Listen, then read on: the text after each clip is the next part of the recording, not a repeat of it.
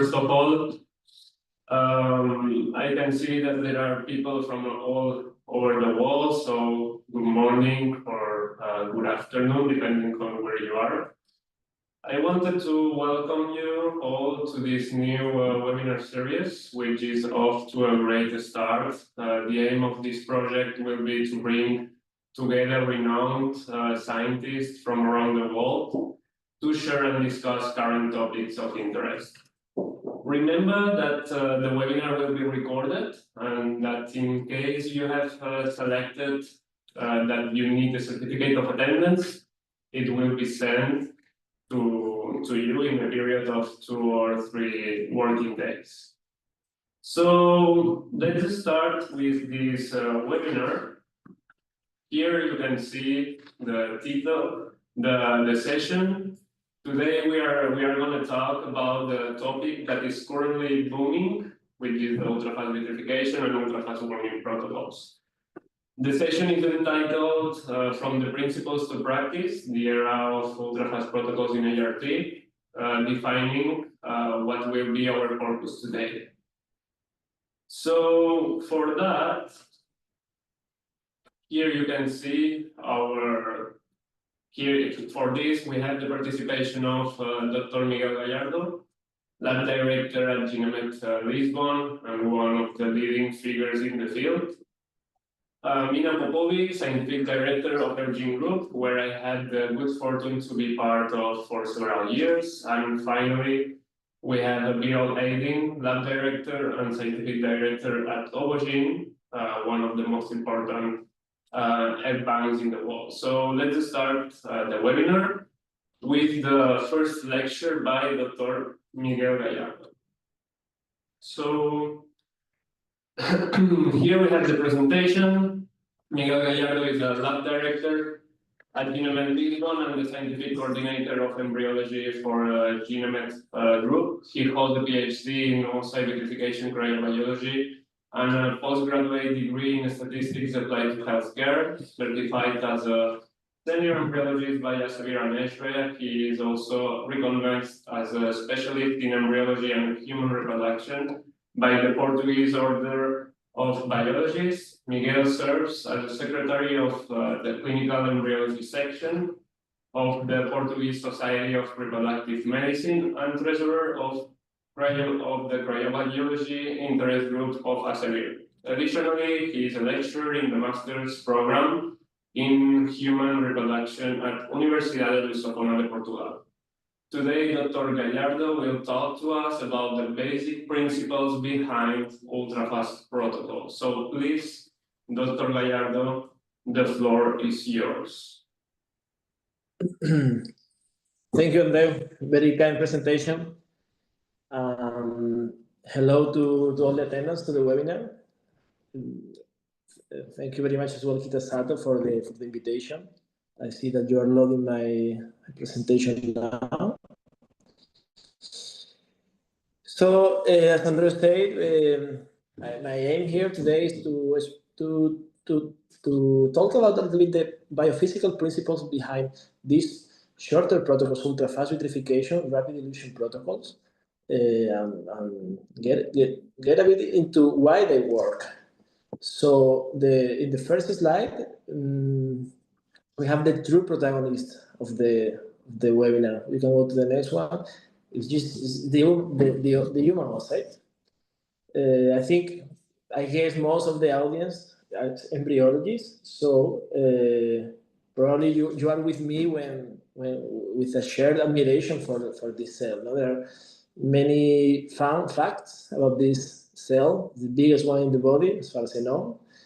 It's very old as well. It forms during embryogenesis, and when the woman is born, it's already there, so it's going to be with us for many years until eventually it's going to grow and mature. It's a process where it is going to accumulate a lot of nutrients, and it has a lot of organelles and biochemical machinery to support the fertilization and the early embryo development. So it's awesome cell, but that complexity that comes at a cost, and is that post-ovulatory oocytes are gonna age very fast. For them to keep the homeostasis, the balance, let's say, the biological balance, is very costly. So the cytoplasm is gonna be only functional for so long, and we need to cryopreserve them and do so with much care, so we avoid damaging these very delicate structures. So how are we going to do that? If you want to move on to the next slide.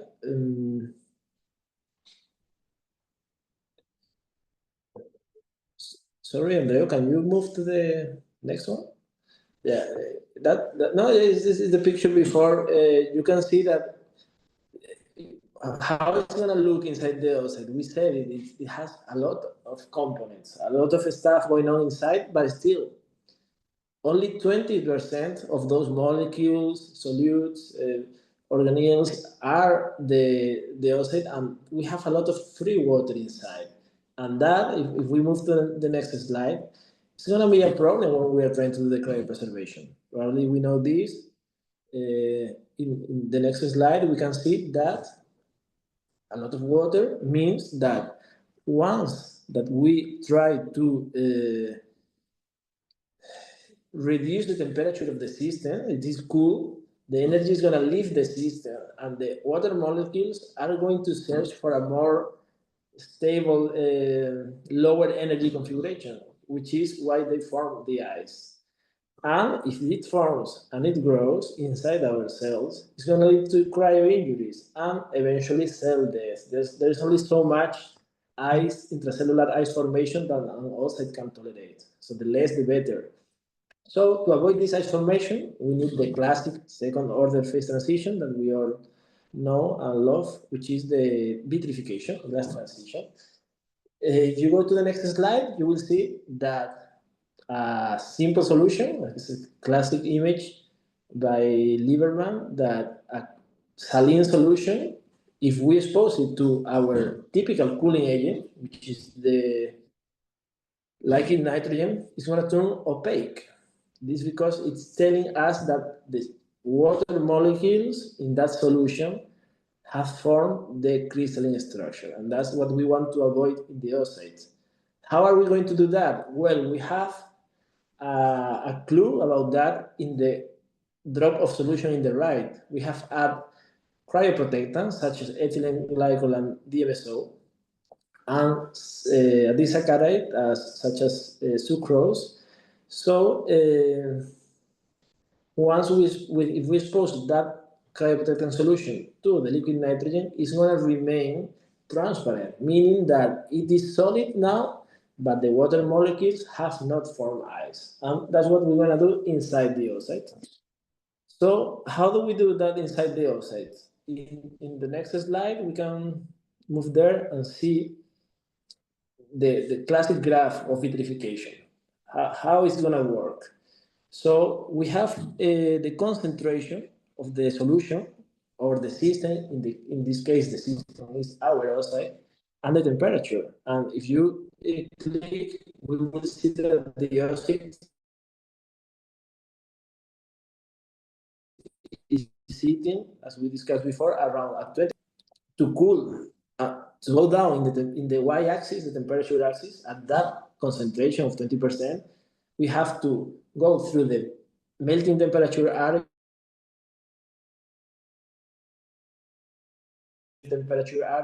where ice is going to form. It's a matter of time. So we have to cross that dangerous region as fast as possible. So that's why, if you can click a couple of times, you will see that the pioneers in vitrification realized that we need to artificially increase the concentration of solutes in the oocyte by getting CPAs, cryoprotectants inside, and removing water. And only then we could, with the cooling and warming rates achievable, go safely to the glass transition temperature. And once we do the warming, we do the elution part, the rehydration part, and these components, the cryoprotectants and the water, move through the plasma membrane. This is the part of the vitrification protocol that we are going to talk about today in this webinar. It's not the cooling and warming, but how we can prepare and how we can recover the cells from before and after the cooling and warming. So let's take a look into that. It's a matter of an osmotic exchange, as we said before. And typically, this is going to look like we expose the oocyte to the equilibration solution. And if you, for example, if you click a couple of times, and there we can see that in the Kitasato protocol, for instance, we do that gradually by exposing this equilibration solution to a basic solution. But all the same, we expose the oocyte to permeant cryoprotectants that's going to enter the cell through the lipid plasma membrane. And we're going to remove the water, and that is helped in the vitrification solution by an even higher concentration of cryoprotectants, plus the addition of non-permeant cryoprotectants, such as saccharose or trehalose. Once we do that, perfect, we can cool and warm, and afterwards is where we are going to remove the cryoprotectants and reintroduce the water in a controlled fashion, and the solutions with a decreasing amount of non-permeant cryoprotectants are going to help us do that. If this all sounds a little bit too abstract, we can move to the next slide, and we can see that actually. We don't need to imagine it. When we cryopreserve an oocyte, we will see it under the stereo microscope, under the inverted microscope. We can see how it behaves. And if we happen to record it, and we extrapolate the volume based on the area, we can plot a very nice graph and see the osmotic behavior of the oocyte. And in the next slide, we will see that that is what was done by pioneers in vitrification in the decade of the 90s and the early 2000s. Very, very important work was done to determine the permeability of the oocytes to different cryoprotectants in different conditions, different concentrations, and all that knowledge has allowed to arrive to the current protocols. And not only that, but furthermore, in the next slide, we can see how once we know the permeability characteristics of the oocytes, we can use it to predict the flux of water on the permeant CPAs, such as ethylene glycol and DMSO, through the plasma membrane of the oocyte.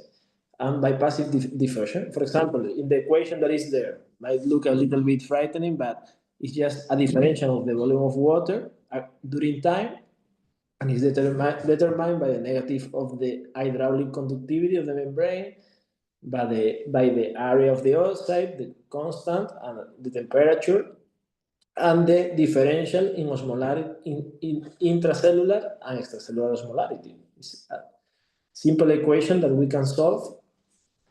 And if we put that into a model, that's very helpful because we can simulate many conditions.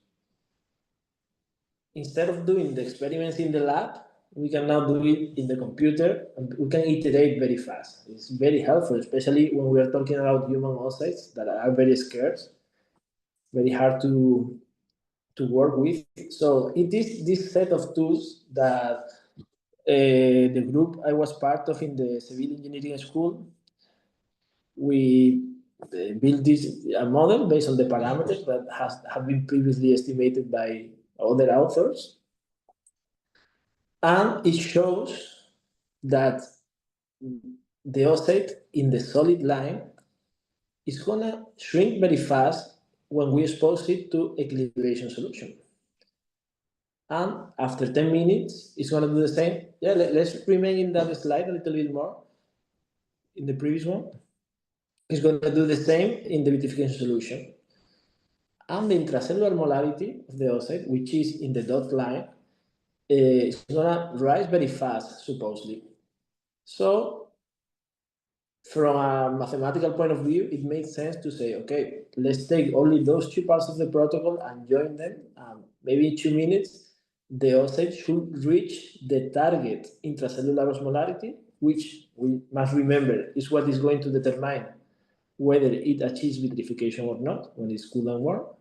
So if it's the same, it could work. But the next step is then to look at this video of the oocytes, because the model maybe doesn't take into account some limitations of the oocyte. The permeability is not so high under real conditions and so on. But we can see that this is an oocyte that is exposed to non-vitrification solution. So is this the first left part of the graph? And as predicted, it's gonna shrink quite fast during the first minute of exposure. And after that first minute, it's really reaching a stable volume, which will recover if we allow it more time. But in this case, no, we expose it to the vitrification solution, and we can see that as predicted by the model, it shrinks even more to a stable degree. So in the 60 seconds of vitrification solution, it shrinks even more. And it's here when we will load it into the cryotope or our vitrification carrier of choice. So apparently the behavior corresponds to the reality of the model. But still, we needed to do, and we did, some proof of concept in human oocytes and abnormally fertilized zygotes that were donated for research. And we obtained in a very small sample size, because it was a very pilot study, good survival, meaning that the biophysical principles that we model do work, so it's good news. And not only it survives, but the zygotes seems to have the same ability to do the first cleavage at least. So we know that the biological machinery inside is not fully compromised at least, but it was a very initial validation that we did in 2018. So since then, if we go to the next slide, we'll see that we had the standard protocol that it is being used for decades. Then there was this proposal to shorten the time of equilibration. It was replicated in 2021. That year as well, it was reported by the group of man that maybe on the elution part, the rehydration after warming, we could only expose the blastocysts in this case to 1 minute of thawing solution, and that will be enough. And that was followed up by the group of Lieberman, where they tested and gathered a lot of preclinical and clinical evidence of the feasibility of this short protocol on that side of warming as well. So I would say nowadays, both in the oocyte model, I want to highlight the group of Dr. Mitchell Hsu in the United States, as well as the work by Embryo Tools, by Nuno Costa Borges. There is work in the preclinical and clinical validation of all these configuration of protocols. And I think that's what my distinguished speakers that are going to follow after me are going to talk about. So I'm not going to go into that anymore. But as we see, the protocols, there is the possibility of big change. And just to finish, what were the perils, the cons, possible cons of potential problems of these short protocols? I mean, we would be afraid of ice formation, but based on the technical validation, we can see that if it survives, there wasn't much ice that formed. There could be membrane damage by increased osmotic flow. We could be concerned about a higher degree of shrinking because there is higher mechanical stress, or the less free water content that is achieved could compromise the viability of the oocytes at a later stage. So those are things that have been addressed. I think we will see later, but it has potential benefits as well. I want to finish in a positive note, because not only, of course, it's very obvious for everybody that logistically it will be more convenient, but it's also a simpler protocol, less manipulation, it's more automation friendly than that's coming in the future. we have to think about the oocyte as well. The time it is exposed to suboptimal conditions in current protocols, because we spend a lot of money in the best incubators, very fast ICSI, and so on. And then for the cryopreservation, they stay for a very long time in suboptimal temperature and osmolarity. So this reduction probably can be positive for them. And the last point is that maybe a different protocol of the standard, I don't know in which shape or form exactly, but if we are achieving a lower cell volume, lower free water content, we could reduce the ice forming tendency of the oocyte. So it is possible that we can even achieve more consistent results. I don't know about blastocysts, but especially in oocytes, because in donor we get 90% survival. When we are talking about patients, maybe we go even lower. So there is room for improvement, and I'm looking forward to see what's coming next. And that's all. Thank you very much. That's from the Civil Engineering School, where this work was developed. And obrigado from Lisbon, is where I am now. Well, thank you very much. Great presentation, Dr. Gallardo. I would like to, so sorry for all these technical issues.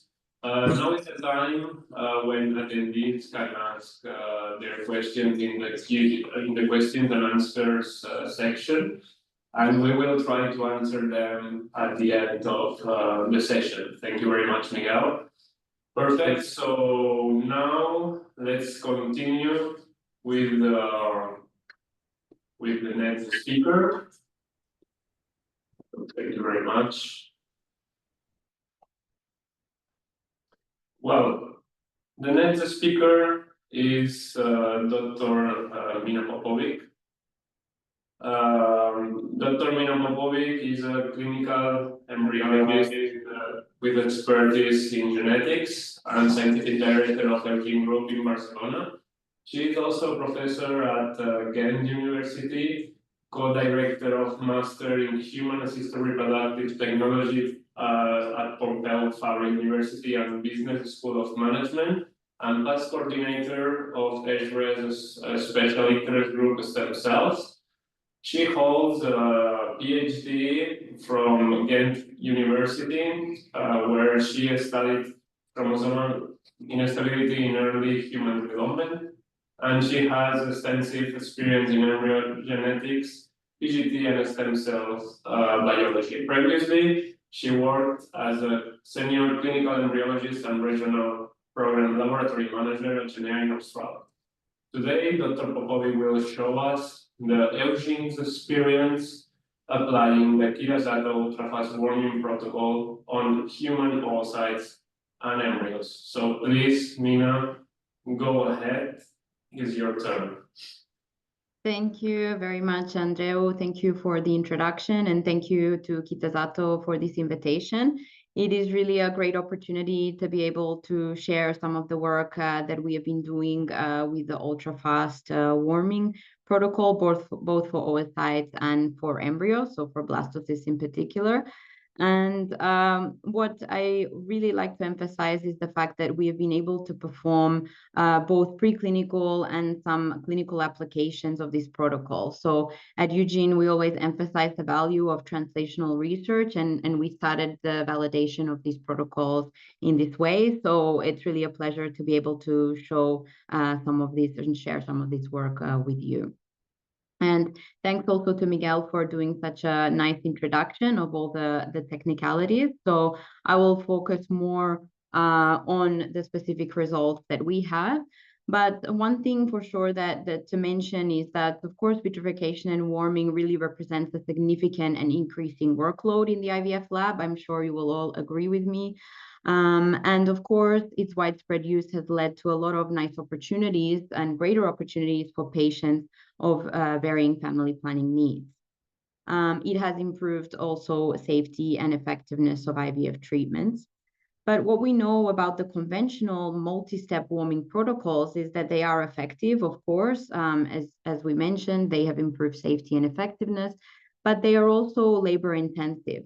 And it's not even so much about the timing, even though we can say that they do take more than 10 minutes for oocyte or for blastocyst, but it also involves multiple steps. And these can, of course, lead to procedural inconsistencies during the vitrification and the warming, and also potentially lead to more variability amongst operators. So for this reason, the newly proposed one-step ultra-fast warming protocol it aims to improve this efficiency, and it in fact takes just 1 minute.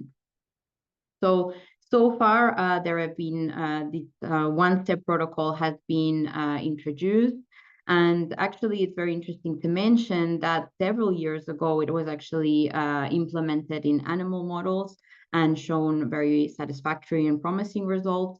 More recently, the group of Dr. Lieberman and colleagues also applied this protocol and showed satisfactory results when warming blastocysts and also oocytes.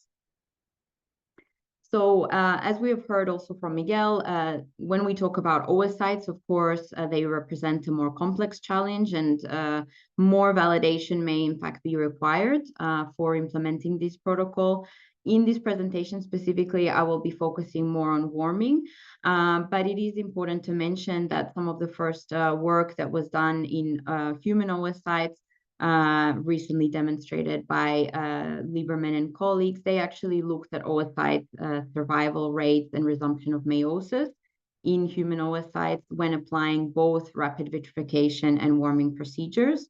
But what we have to keep in mind is that millions of oocytes have already been vitrified using conventional methods. And few studies to date have actually validated rapid warming following a conventional vitrification protocol, especially at the level of clinical outcomes. So this is where we believe that further research was needed before widespread application, and this is what we focused on. A few studies just to mention here, as we're already talked about, from embryo tools from Dr. Nuno Costa Borges, the first study. These were both actually presented at ESHRE last year. These were specifically related to oocytes. And what they showed was that the ultra-fast vitrification and warming, in fact, did achieve similar results to conventional protocols and improved efficiency. However, this first study did not really use a sibling oocyte design, which was one of its drawbacks, but still very promising results. And we will hear more about this in the next talk by Birol, but I just wanted to mention also their study where they looked at ultra-fast vitrification and warming and showed that it preserves oocyte viability and also embryo quality. They employed a sibling oocyte design, but what is here to mention that at least in this study that they presented, they looked at rapid vitrification and warming in association. So again, this limits a bit the scope of the findings because they did not start with a conventional vitrification method. So in terms of what we are trying to apply clinically, we really wanted to focus on oocytes that had been frozen with conventional methods, but thawed with the ultra-fast protocol. And for the protocols themselves, just to give a bit of an overview, so the conventional warming is what you would be generally used to. So it's a series of steps through a thawing solution, dilution solution, washing solution, and then transfer to the culture media. And the ultra-fast warming really is just 1 minute in the thawing solution, a hold in washing solution, and then transfer to culture media. So for the first step of the preclinical validation, we focused on mature oocytes. These were obtained from oocyte donation cycles, and this was a small study of 56 oocytes that were vitrified using the conventional protocol. They were donated to research as they were not suitable for clinical use. So we thawed them using the ultra-fast protocol, and we assessed survival rates post-warming. And for half of the oocytes, in fact, we also performed a sham EC injection just to look at the cytoplasmic integrity and survival post-injection. And we compared these results using a propensity score matching to outcomes of oocytes that were warmed using the conventional method. And as you can see, the survival rates were comparable amongst the two groups, so around 94% for the ultra-fast warming and the conventional warming. When we look at the outcomes of the sham ICSI injection, in fact, 22 out of the 23 oocytes survived and maintained the cytoplasmic integrity 24 hours post-injection. So this was very reassuring to us to continue with clinical implementation.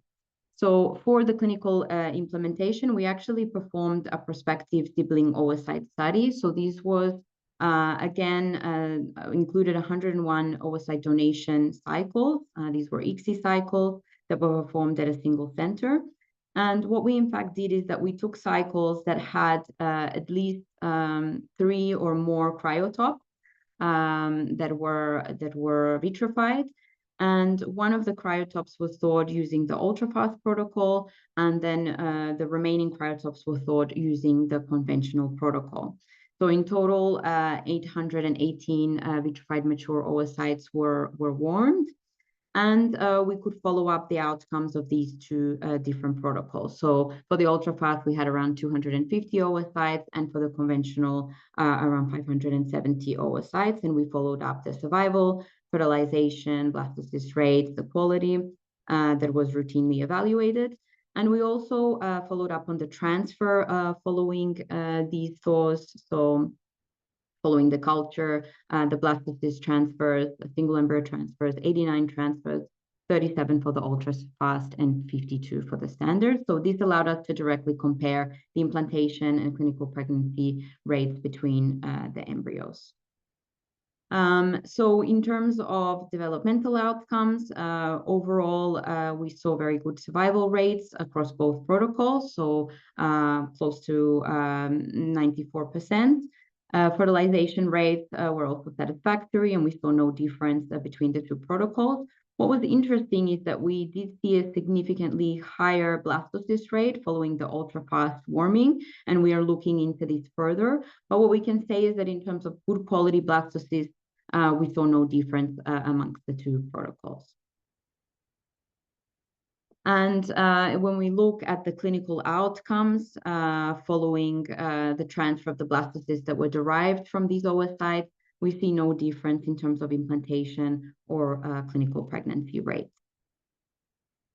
So overall, what we observed was that this ultra-fast oocyte warming seems to offer a time-efficient alternative to the conventional protocols, that it did streamline our laboratory workflows, and that wider adoption may enhance patient care just by improving the efficiency of the IVF laboratory.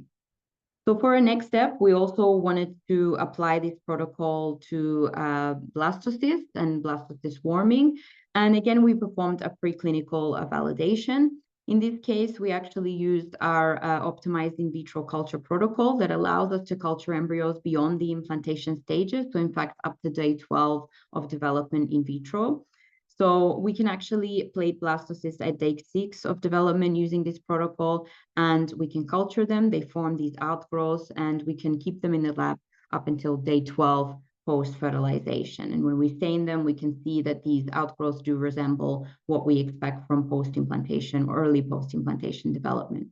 So we used this in vitro system or assay to actually look at the developmental outcomes following ultra-fast warming.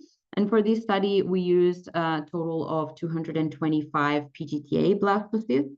So we actually had the chromosomal status of these blastocysts as well. And over 100 embryos were thawed using the conventional multi-step warming protocol. And as I said, we knew the chromosomal status. So around 99 embryos had uniform aneuploidies, so trisomies or monosomies, so gains or losses of chromosomes. We had some euploid embryos as controls. And around 100 embryos were thawed using the ultra-fast warming protocol. Again, 91 uniform aneuploidies, uniformly aneuploid embryos with trisomies or monosomies, and some euploid embryos as controls. And the first thing, of course, we looked at was the survival rates of these blastocysts, and we observed a very good survival rate for both protocols, so around 98%, and no difference between the two protocols. When we look at in terms of the developmental outcomes, we first assess the attachment rate. So when we look at the multi-step or the conventional warming protocol, around 50%, or in fact 50% of the embryos attached, and they progress to day 10, whereas 50% detached. We had similar outcomes for the ultra-fast warming protocol, 57% attached and form outgrowths and developed to day 10, whereas around 43% degenerated and detached. And when we further correlate these attachment rates to the blastocyst chromosomal profiles, we observed overall that euploid and trisomic embryos were significantly more likely to attach, but we don't see any differences in terms of the way in which they were warmed. So we see comparable viability and attachment up until day 10. The monosomic embryos were significantly more likely to detach, which we have also continuously seen using this protocol, but again, no difference between the multi-step and the ultra-fast warming. So this was again very reassuring to us, and for this reason we continued with the clinical validation and implementing this protocol clinically. So far we have thawed or warmed with the ultra-fast warming protocol are a bit over 800 blastocysts. And we compared these overall to the outcomes of blastocysts formed using the conventional warming, using the conventional warming protocol. So, and in fact, both of these groups followed identical laboratory and clinical protocols. And the choice of the warming method was determined by the time period. But we also did a propensity score matching to compare the outcomes following these two warming protocols. And we also looked at frozen embryo transfer outcomes following the transfer of 719 blastocysts warmed using the ultra-fast protocol and 1,829 using the conventional warming protocol. So when we look at the differences between these groups, they were very much comparable. So in terms of maternal age, the number of natural frozen embryo transfer cycles, day of transfer, good quality blastocysts, and even the survival post-warming was comparable. So when we look at the two groups, really a really good survival rate, regardless of the protocol, over 99%, and no differences again between the two protocols. When we look at the clinical outcomes, we had comparable clinical pregnancy rates following both warming protocols. For the implantation rate, it was interesting that we observed a significantly higher implantation following the ultra-fast warming. We are still looking into this, and it seems that as we increase the numbers, this is not significant anymore, but they are comparable. So similar to the clinical pregnancy, and we saw no difference in terms of miscarriage rates or ongoing pregnancy rates so far. So overall, these results are very encouraging to us.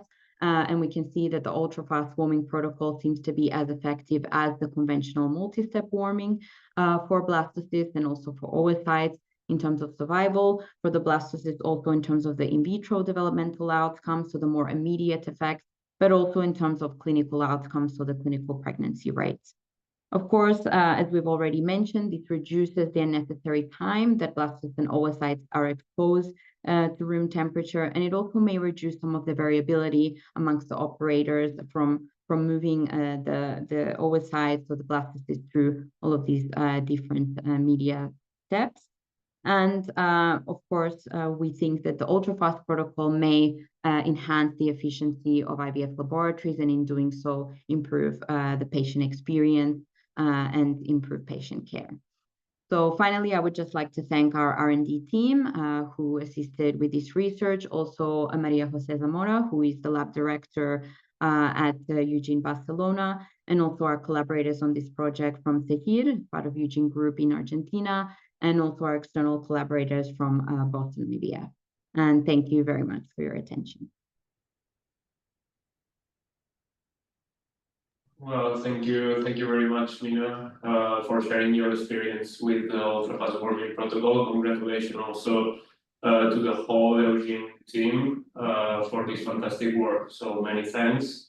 And now let's continue with the last speaker, and then we will join to the Q&A. So let's continue with Birol aiding. So Birol, last but not least, I'm gonna introduce Birol aiding. He is a clinical senior embryologist and scientific director at Ovogene Bank with over 15 years of experience in embryology and embryology across 20 countries. He had set up 10 IVF labs and specializes in donor egg banking and oocyte cryopreservation.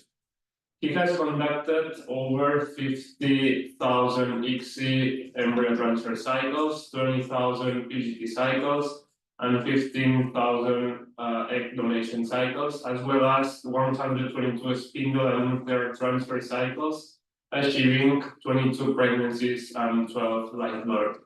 Birol has published more than 15 scientific papers and contributed to advancements in genetics, certified oocytes, AI for oocyte morphology, and time-lapse vitrification imaging.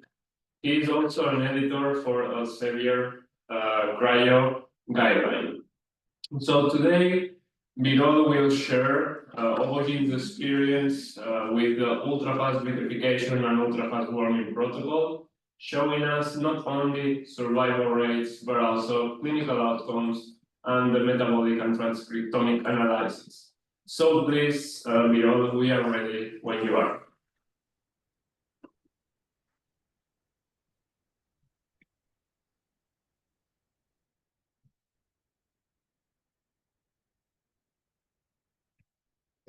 So thanks for kind introduction. It's a pleasure to be here.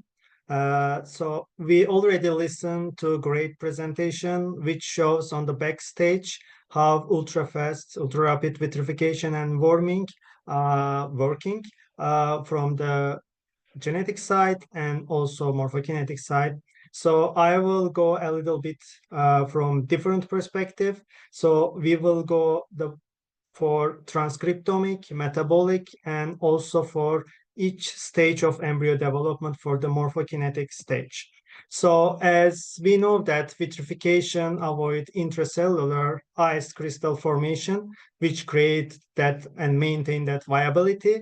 And also we are trying to keep cryoprotectant concentration as safe as possible for the toxicity perspective. So the last 10 years show us that vitrification protocol, we are trying to optimize with a different way, and we are trying to improve efficiency either for oocyte vitrification and warming, also for the embryo, while especially for egg banking get a very critical level, so many egg donation cycles, and we are using a cryo egg mostly, and for us survival and embryo development is very critical.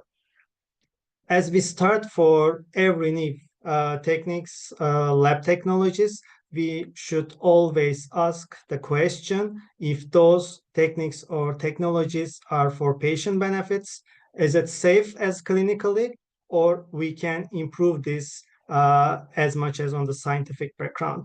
So I always like this diagrams, which shared by Joyce Harper. So when we accept some hypotheses for new technologies or techniques, the first thing, of course, we should create a study.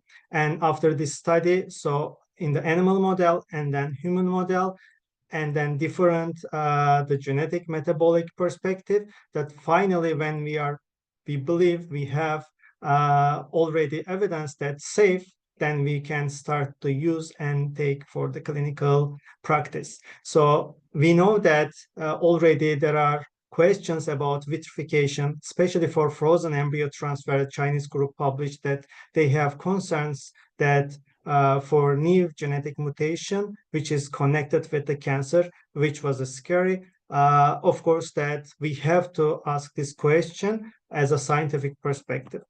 So ultra-rapid vitrification and warming, so we can avoid the risks for these new technologies as a low survival rates, the risk of ice crystal formation, especially from the toxicity side, osmotic stress risk, And of course, we need innovation to optimize these technologies.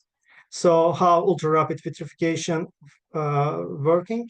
As we have a quick cooling rates, we have mechanism of action which we can improve from the theoretical and practical part, especially for limited experience of the embryologist can get benefit from these new technologies. And of course, why we are reducing oxidative stress, also we are reducing risk of toxicity with ultra-rapid vitrification and warming. As we start years ago with the slow freezing, and then we were using ice crystal formation, and then with vitrification we start to use a glass-like state, and with ultra fast we pass immediate glass-like state, which increase the efficiency. As we look the description for between standard and ultra fast vitrification, there are no much difference actually for the composition of the media which we are using as equilibration and vitrification. There is time difference, how we became to this position to use the same concentration of media but different timing, just the way that we find out between exchange between cryoprotectant and the water. So it's limited with in equilibration with the 60 seconds. So when we find out this question, this answer for our question, so that was easier to use ultra-rapid vitrification, especially for oocyte freezing or collapse embryo freezing, zygote freezing, even day 2, day 3, and day 4 stage embryo freezing to keep equilibration 1 minute. It will give even same or higher efficiency as a survival comparing regular conventional vitrification technique. The same thing for ultra fast warming. Once we have 1.0 or 1.2 molar trehalose or sucrose concentration in 37 for 1 minute. So we find out for again collapse embryo, oocyte, zygote, day 2 and day 3 stage, all embryos can give higher survival rate only using of the basic Towing solution in 1 minute. So as typically when we start for embryo, you will see on the video during the warming and the embryo stage and the oocyte stage. So if you record this video with the regular conventional warming and ultra-rapid warming, you will not find out a big difference in the timing of 15 minutes for vitrification, 15 minutes and 1 minute, and for warming 1 minute, either if you use the DS solution and washing solution 3 minutes plus 5 minutes, you will get the similar video record from oocyte forming. As you see, for us, most important, which we are keeping cryoprotectant mostly around the perivitellin space between cytoplasm and the zona pellucida. When we exchange this, so that means that we are saving the oocyte as expanded version for next step of oocyte or embryo culturing. So of course, studies are important while this technique is very new and we are trying to optimize and develop. So the different publications shows that with these techniques, we can reduce osmotic stress. Also, this did not disturb a meiotic spindle as we have the similar result I will share and to let high blastocyst rates. So as I said, especially for warming, one-step oocyte and blastocyst forming, we are using 1.0 or 1.2 molar trehalose or sucrose, which we are using with 300 microliter exactly to keep temperature optimization. So you will see here with different type of oocyte from a patient from different donors as which we vitrify with ultra-rapid and we tow back with ultra-rapid for 1 minute. So as different publication focused on mostly clinical. So the first publication shows ultra-rapid vitrification for 1 hour post-forming. You will see for mature oocyte between conventional and ultra-rapid. As always, ultra-rapid give higher survival rate. the same things you will see for the spindle configuration and location. So after ultra rapid forming, they find out the spindle configuration didn't change, and spindle doesn't have any morphological damage, as we got the same result in our study. So the different study worked with the GV germinal vesicle model. So the compare with the fresh conventional ultra rapid vitrification. As for the GV version, M1 and M2 version also 24-hour and post 48-hour of the warming and freezing, they find out ultra rapid give better survival rate. As also studies for the clinical practice, they show comparing regular vitrification and warming significantly higher clinical pregnancy rate, implantation rate, and ongoing pregnancy rate with ultra-rapid vitrification and warming. So if we check our studies, which we are talking about multi-center studies, while we are ECBank, we are sending many oocytes, frozen oocyte, donor oocyte all around the world, and which we get from different embryologists, different experience of the embryologist, different lab environment, and different culture media. So they used approximately 22 clinics, IVF clinics.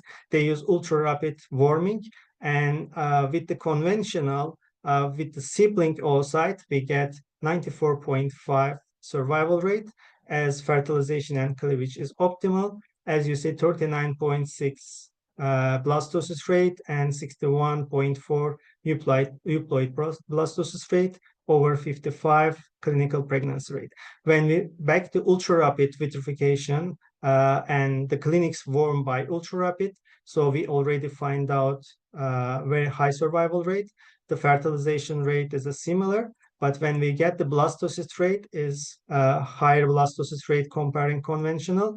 While this is not because of the, again, connected directly to technique, but while we are increasing cumulative survival rate, of course, we are increasing blastocyst rate and euploid blastocyst rate as well. While we have morphokinetically higher quality of the blastocyst rate, as you see, clinical pregnancy rate also is higher. So if we are searching some limitation, of course, still there are some limitation which we are looking on it. So firstly, the expanded blastocyst. So still there are concerns if technique is totally available for expanded blastocyst, while blastocell containing big structure and more liquid comparing oocyte.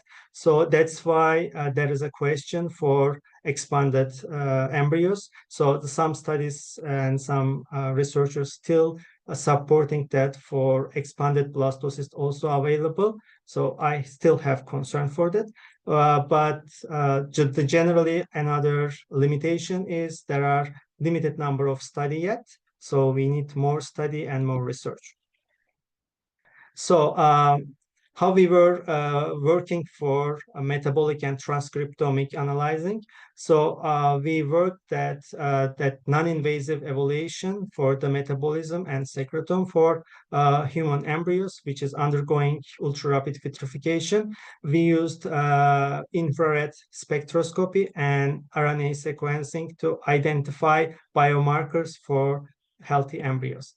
So we already collect 1,214 donor oocytes, the sibling oocyte, half of them with the ultra-rapid, half of them with the standard protocol we freeze. Then we tow back with the half of them with ultra-rapid and half of them with standard conventional warming. Then we fertilize them and we create embryo. So after that, we were checking secretome profiling, so lipid profiles, nucleic acid profiles, and the protein profiles. They spent the time in culture till day 6. At the same time, as a clinically, we collect oocyte survival rate, fertilization rate, day 3, blastocyst rate, and euploid rate. And the final stage was RNA library. So for spectroscopy, we use the old samples, which we got mostly from the culture media. which embryo developed on the different stage, on the stage day 0, day 1, day 3, and day 5, and we analyze their metabolic levels. As a metabolic result for different stage of the embryos, we find out the similar metabolic development, as I will show. So between fresh, ultra-rapid, and conventional vitrification and warming, so material shows the similar DNA concentration, similar lipid concentration, also protein structure, nucleic acid structure, and the protein concentration. So this is a good point for us that understand the fresh cycle, fresh material, conventional vitrification and warming material, and also ultra rapid vitrification and warming material has similar outcome.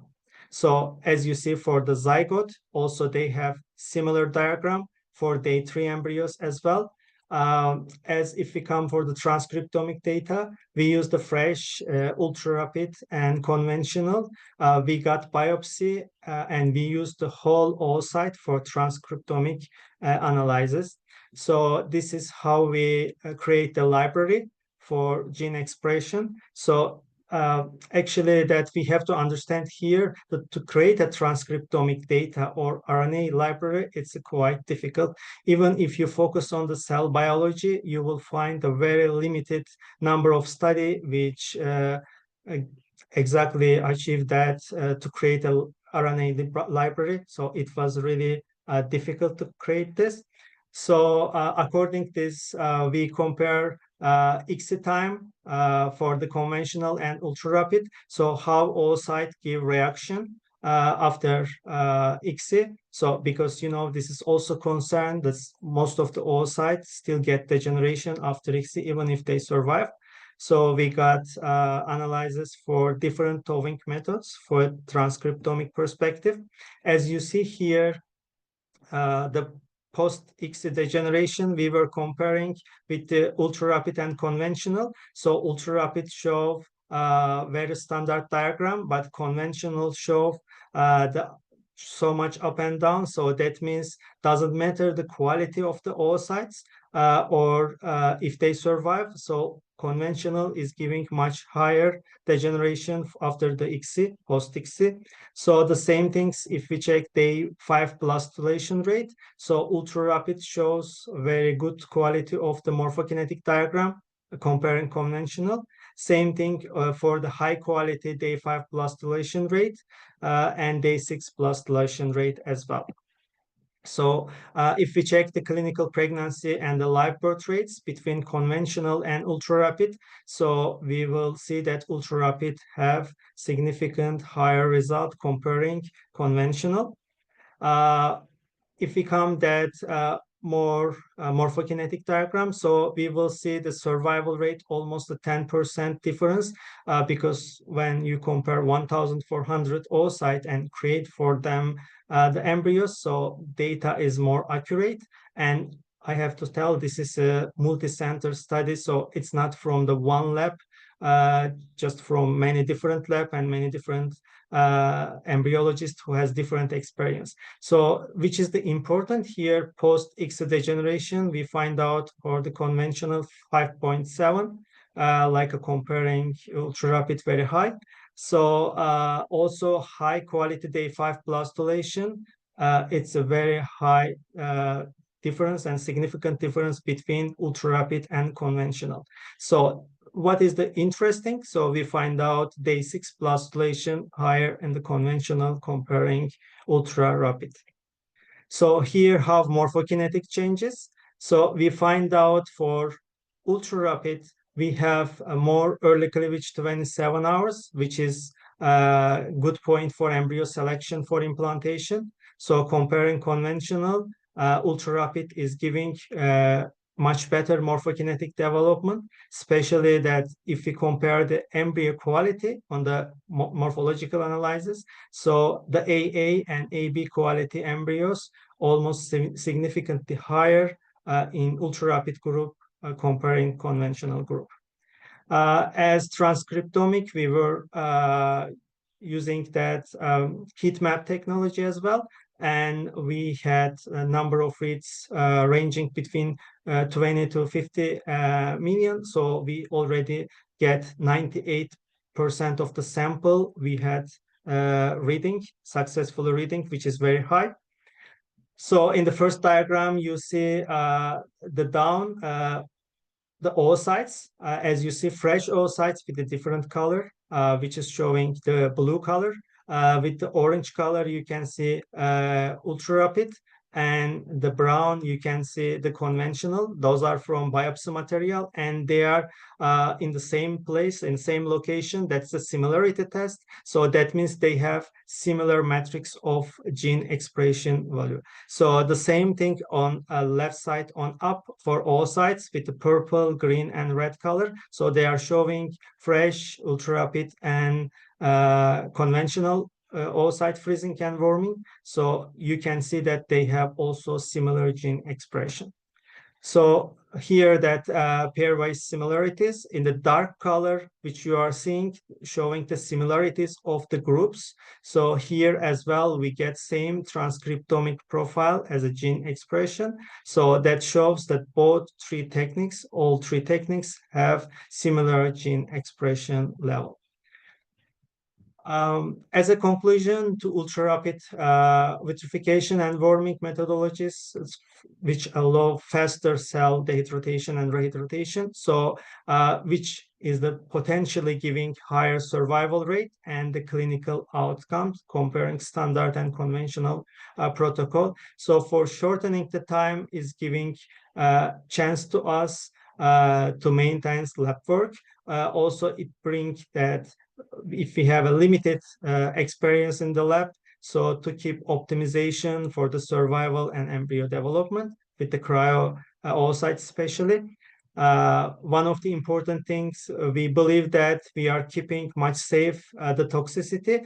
But here, one thing you need to know as a clinical practice, I'm saying that.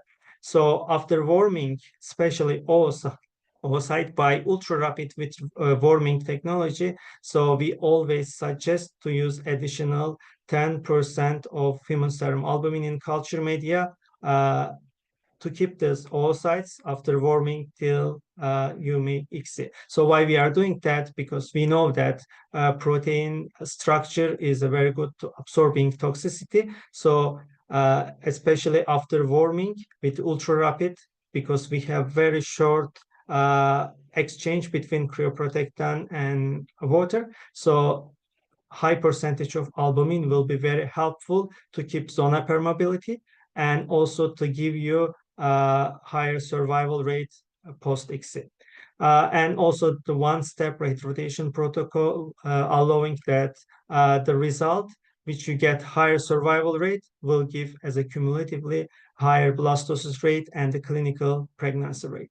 So here the most important point that we have to understand as a two-way we have for the one new techniques or protocols to accept it as a safe for our patient. The first one, we can wait a long-term clinical outcomes, which is pretty risky, of course. So we don't know if those babies which will come from this technique will have any kind of risk, life risk, gene mutation.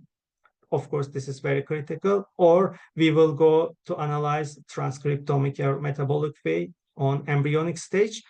So that's why we were trying that effort, while to go directly with the clinical way and to use for the patient embryos and material immediately. So it was pretty risky for us. That's why we start from this stage. And then, of course, now we are insured, and I'm sharing this data with all of you, and you can be insured this ultra-rapid vitrification and warming is showing safe metabolic and transcriptomic profile for biological material. So we already developing this technology under European Union support and foundation. So we are trying to create the big study group for transcriptomic profile to check morphokinetics on the zona pellucida and also the spindle stage. And morphokinetics embryo development will be safe. And the final stage will be the new device validation, which will optimize, because now the device validation will be very easy, while we will use only single step of warming and vitrification. So thank you very much for your time and attention. Thank you very much, Birol. So amazing presentation, very complete, very informative. Thank you very much. Remind attendees that you can ask your questions in the Q&A section. There are a lot of questions, so we will try to answer those that haven't already been answered live. So now we're going to introduce the other speakers. So let's wait.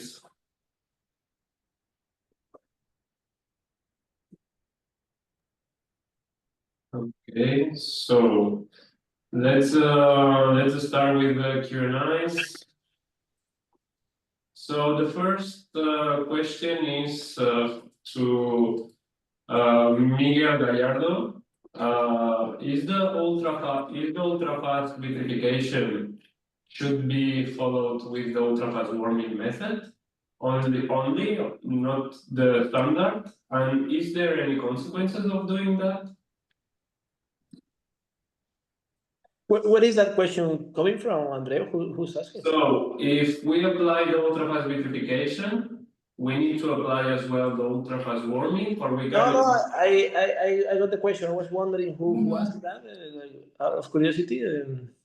The name of the... is Josut. It's a great question, and because there is interaction between the protocols. The way we prepare the OSIT for vitrification is gonna influence its behavior once we put it in the rehydration elution protocol that we choose. So I would say that every combination should be kind of validated. One cannot assume that that, for example, based on what Viral and Mina have shown, there seems to be compatibility of conventional vitrification and fast warming. And as far as I know, there is good compatibility as well between fast vitrification and conventional warming in terms of oocytes. But for every stage of development and every timing and concentration combination, it should be taken into account. It shouldn't be assumed that it's going to be compatible. But so far, looks like it's quite compatible. Great. Question from Mina about the extended embryo culture. Why you choose to use this extended embryo culture? How it works? So the reason we decided to use it is because it's something we've been developing for many years in the lab, and we've been using it for other research purposes. So it's a nice way to look at the immediate effects of any kind of change or media change or protocol change on embryo development and on kind of in vitro implantation. So that's why we had applied it. And with the ultra-fast warming, it allowed us to look again at the kind of early effects of these without having to actually transfer the embryos to the patient. So we wanted to be sure that it wouldn't affect developmental outcomes compared to the conventional protocol before we would apply it clinically. The protocol itself works is that we plate the embryos on day 6. So we actually thaw the embryos either day 5 or day 6. Then we plate them on day 6, and they are plated in specific culture conditions. But it's a relatively basic culture media, and then we culture them for up to 12 days. For these particular tests, we did them up to 10 days, but we can push them to, in fact, 14 days in total. So it's just a nice in vitro assay to validate different changes to the laboratory. Great. A question for Birol. what are the possible risks associated with the ultrafast vitrification and thawing, particularly in terms of cell membrane damage or intracellular ice formation? Mhm. So yeah, that is a critical point. While here we are using that for especially for the equilibration time, so we decrease the time. So that means we decrease also the effect of the cryoprotectant on the intracellular stage. Of course, we are expecting with the ultra rapid vitrification, especially will give less damage for the membrane. Also will decrease the level of the toxicity. While that was the question of the many years, so still that actually that I had always from my junior time this question, why we are keeping these embryos and oocytes 15 minutes in equilibration solution, and I really never understand that. So but we were keeping to use, so that's why I start the presentation with these words. So I guess we should ask more. We should make more science and to get answer to any question or any new technologies which we are implementing to our lab. So here, of course, less effect of the cryoprotectant will give less damage, especially for intracellular based. Thank you very much for the answer. We have another question for Nina Popovic. Do you also apply the ultrafast warming in cleavage embryos or only in oocytes and blastocysts? Yeah, so I can report that we have tried it in cleavage embryos, and it seems to work well, but we don't often thaw at the cleavage stage. So we haven't tested it as much as for the blastocysts, but we see that it does work. So from the preliminary work we've done, yes. And for Miguel Gallardo, is there a difference between the exchange of cryoprotectants and water across the membrane depending on the stage of development?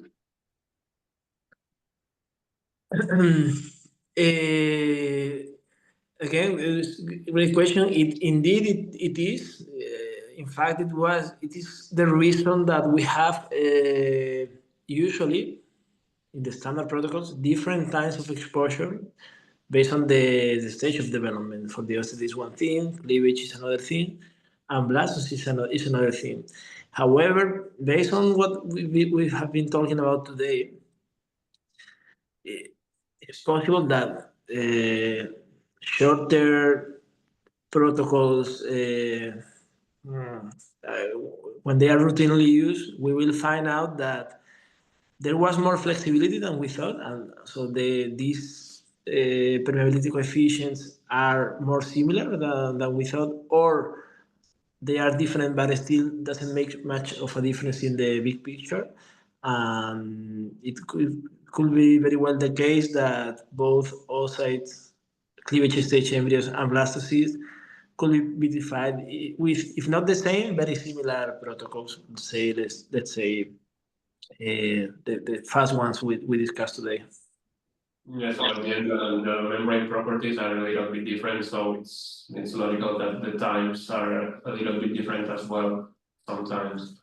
Yes, and then we need to take into account the shape as well. It's not the oocyte is like a single ball, massive ball. The cleavage stage is a best situation, I would say, which is like several small spheres. So they are independent, and then the blastocyst is a complex structure with a lot of cells. It has a water cavity inside that, of course, is gonna play an osmotic role as well. Yeah, it's not only a matter of permeability. Great. So, question for Birol. How do ultrafast vitrification and thawing processes affect the mitochondrial function of oocytes and embryos? So yeah, it's a good question. Of course, there is no direct measurement for the effect of mitochondria, but we know that we have like the cellular energy production, which is responsible by the mitochondria and which is connected by the apoptosis regulation directly. So ultra-fast vitrification is minimizing that ice crystal formation, so which may reduce some of the damage to mitochondria comparing the traditional and conventional techniques.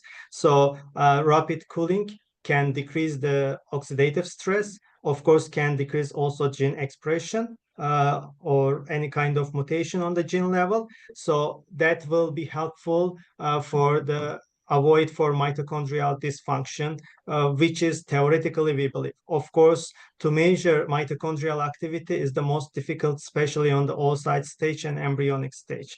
So there is no, of course, direct measurement, but as a theoretical base, that we believe ultra rapid should avoid the risk of mitochondrial dysfunction.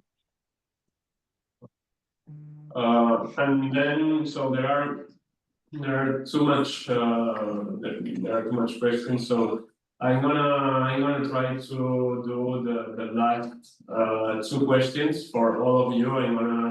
I'm gonna know your opinion. So the first is, once the ultrafast warming has been carried out, how long do you wait to perform the ICSI on oocytes, and how long do you wait to perform the frozen embryo transfer on blastocysts? So you can start it all, and then Mina, and then Miguel. Okay, so for oocyte stage, post-warming after, so when I thaw the oocytes, first I'm moving that additional 10% of human serum albumin, as I mentioned, 1 hour. And after 1 hour, we start fertilization process. The reason is not connected directly with the technique here, but is connected with the natural conception of the fertilization. So if you are doing 35 hours post-trigger injection and egg pickup, so that means you have additional 5 hours till fertilization to cover the cases till 40 hours to complete fertilization. But if you do 36 hours post-trigger, that means that you have a 4 hours. So if you can keep fertilization between 38-40 hours, you will get the better fertilization and embryo outcome, as our experience show. So for warming, there is no difference between the conventional for embryo warming.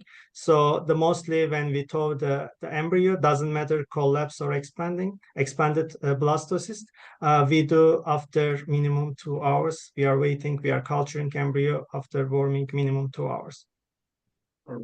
You, Mina? Yeah, so for us, we wait 2 hours till the ICSI. So I would agree with Birol, and 2 hours until the ICSI, so after thawing. And also for the embryos, it depends a bit on the agenda, I have to say. So we do sometimes have to transfer the embryo immediately. But overall, we would like to see the re-expansion. So ideally, we would wait for that. But overall, so about 2 to 3 hours. For instance, for the extended culture protocol, we always wait 2 to 3 hours and for the embryo to re-expand. But clinically, it's not always possible. So sometimes we have to do the transfer sooner. And you, Miguel, you're muted. So yeah, basically, I don't have much to add to what they have said. And their clinical experience they have more data than me, but I would say, yeah, the behavior is pretty similar to when we do a conventional protocol. No, we want to make sure that the blastocyst is strong and alive after the warming, and that's what those 2 hours can allow you to see, that full re-expansion and to completely determine viability instead based on fast observation just after warming. That can be a little bit misleading sometimes. So the last two questions. The first one is, Birol, you have commented in your presentation the importance of warming rate and the concentration of sugar in survival. So considering that today there are several protocols doing the same with different concentrations and straws, and therefore there are different warming rates, what's your opinion about the argument that everything is the same? Mhm. So when we built the study, of course, we were responsible to try for the different kits, different brand of kits, and most of them have different composition. But of course, the basic solution which we used was Kitazato. So we built our study based on Kitazato composition, media composition. So I can say that for any stage of the embryo, different stage of embryos between the conventional, because we used the kit which you were proceeding for conventional vitrification and warming. So we didn't use a special solution which we created for ultra rapid. So now you have new media as Kitazoto for ultra rapid, but as study based, we used the regular for conventional. So I can say that we didn't see any difference. So even we tried for the new one which you produce already. That new one is giving slightly higher survival rate as for warming stage, but of course that still we have to understand here vitrification is from the site is important, how you are selecting your site, how you are culturing them, how fast you are freezing them. Especially we are egg bank and daily we have 10-15 egg pickup for donor egg pickup, and they are giving different number. So when you miss the timing for freezing, you pass 38 hours post trigger. So we saw that slightly we are getting lower survival or lower blastocyst outcome. This is not just depending on media, also depending of practice and timing. Mina, what's your opinion about that? So yeah, I mean, for us, I have to agree with Viral. We've been working with Kitazato kits for the conventional and the ultra fast. So yeah, it's that composition that we have the validation for. So I can't really say for the others, but yeah, we know that there are different ones, and I think different validations need to be performed for the different kits. Yeah, do you want some? Yes, now again on my side, not much to add about it, but I guess we can expect similar flexibility of the protocols in terms of the different compositions, but again, very, very important to test. It's true that that's one of the interesting things about doing computer modeling is that you can put in the data, as long as you have the parameters already, they are known for the cryoprotectants that you are using. You will be able to get an estimation of the behavior of the cells, and that can guide you a little bit before going to the validation phase in the laboratory. And the last question is about the protein supplementation.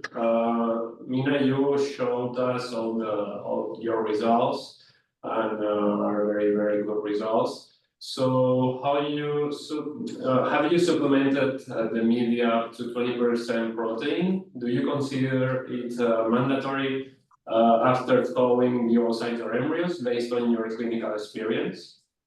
Yeah, so based on my clinical experience, we don't consider it mandatory. I know that there are some labs that do it, also within our group, and others that don't. But actually, for us, we haven't seen a difference compared to, between fresh and frozen embryo transfers. So we don't do it routinely, at least in our lab in Barcelona. And we didn't do it here either for the validation. But I know that there is, some believers in it, and that, some clinics use it. We don't consider it mandatory. If it's better or not, again, maybe it's a question of validation and discussing in the particular clinical scenario. So yeah, it's interesting. There is a big room for discussion. Viral, what's your opinion about protein supplementation post warming? Viral, can you hear me? Maybe not. So Miguel, do you think that the protein supplementation post warming is mandatory?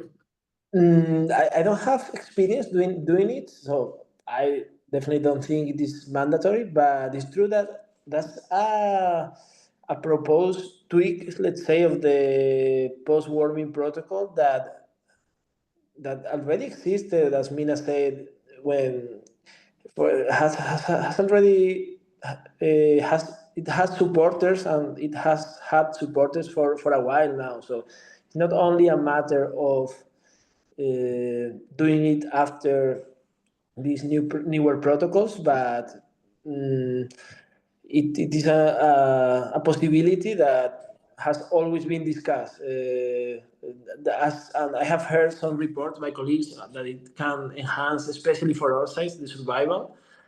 And I was being very curious, but I don't have any. I don't remember seeing any data published, or I don't have any experience firsthand. But I think it is very interesting. But mandatory, no, definitely not. Yubiro, do you want to add something? Yeah, I can comment because we had a part of study in our study. We tried to measure the metabolics. So I can say that there are slightly difference, especially for the protein concentration once you used after post-forming the high protein concentration or not. So which we didn't use, that group show low nucleic acid and lipid structure, which is directly connected with the protein level. So also it can be the high toxicity. So that is, of course, need a big study and big group for that. But the several samples shows a difference between high protein concentration. So that's why the technique is new. We don't have enough number of study yet. So that's why I want to stay on the safe side, while to use high protein concentration will not make any damage, I believe. So that's why till we build a good study and to get answer that protein concentration is not important, as I have to say clinically is not, because there is no difference between the group which we use and which we didn't use, similar blastocyst rate, similar survival rate, but still, I guess to stay in a safe side from the metabolic perspective, to use till to find some evidence will be better. And maybe something to add there for the embryos, depending on the amount or the length of time in culture, because we know that, for instance, we do add, of course, protein supplementation for the extended cultures, and it's needed. But if the embryo is not going to be too long before the transfer, maybe then it's, even less reason to add it. So I don't know. Yeah, maybe it depends on the clinical practice a bit too. Good point. So, well, let's conclude the webinar session. Thank you so much for sharing all your experience about these ultra-fast protocols. That's all. I hope the attendees find this webinar very informative and useful. So, well, thank you so much, and keep in touch. Bye-bye. Thank you. Thank you. Thank you, Andrea. Bye bye. Thank you. Bye-bye.